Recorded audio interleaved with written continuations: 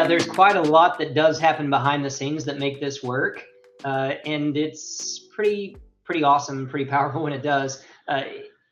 AI isn't just listening for keywords or following a rigid script or a set of if then this that processes like we did in automation.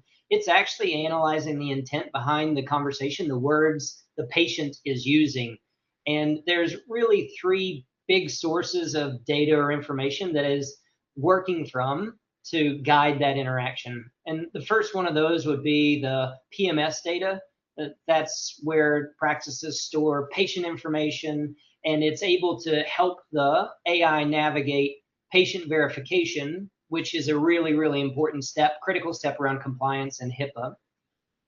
The second is around scheduling preferences, and some of that is stored in the schedule itself, but some of that's also in the configuration around the types of appointments that are able to be scheduled, the rules or restrictions that want to be placed around that for particular doctors or operatories or days and times. All of those are scheduling preferences that can be set that then are able to guide the AI down the path of this patient just asked for an appointment for a dental cleaning on Tuesday at 3 p.m.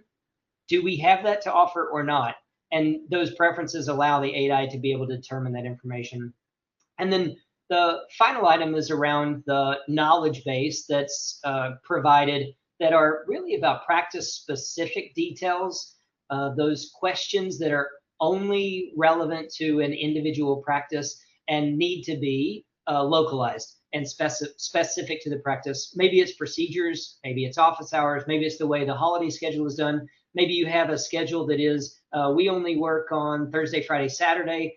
Those things are items that can be put into the knowledge base and the model can be trained on and influence the way that they interact with the patients calling in. Right.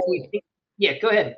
No, I was going to say, because you're kind of touching on this already, because I know that one of the things that we hear when we are out talking about, AI and how it can really impact your practice is concerns around the accuracy, the safety or the compliance of the information, and what the AI reception is, how much control it'll have over or impact it'll have on those things. And so all of that kind of plays into creating those guardrails, right?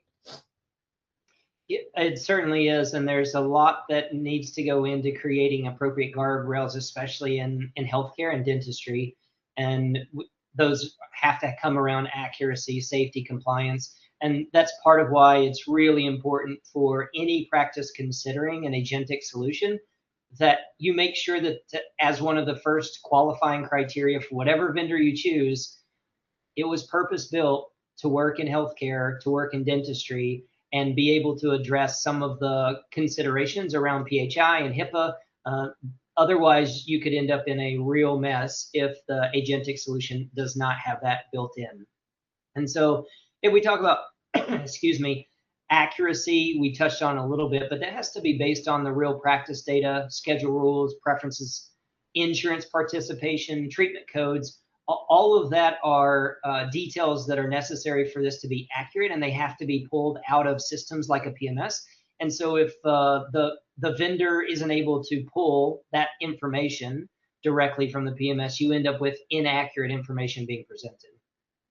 Safety definitely is another one, and you want them to be trained to stay within designated workflows and not step outside of those boundaries.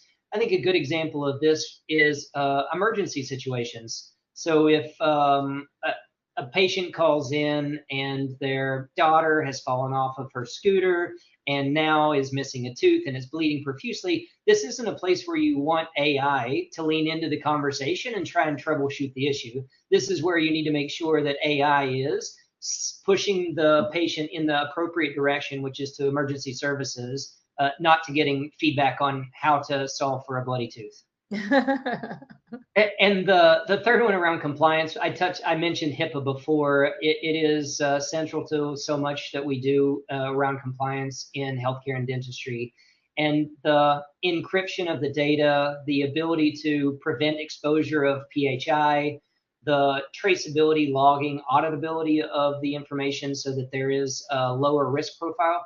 all of those are critical elements. So in short, AI is an amazing tool, but if it's just a generalized AI that doesn't take into account accuracy, safety, and compliance, it isn't going to be the right solution for a dental practice. Right. And vendor selection, due diligence, people, that's where that comes in, making sure that the vendor you select has those guardrails and those capabilities in place.